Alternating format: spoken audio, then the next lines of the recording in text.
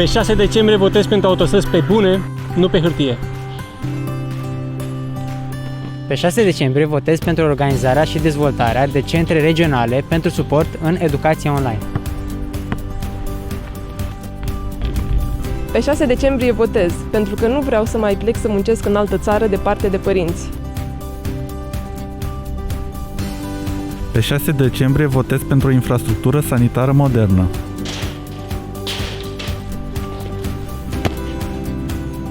Pe 6 decembrie votez pentru că vreau să nu-mi fie frică să ajung în spital. Pe 6 decembrie votăm pentru o economie stabilă și europeană.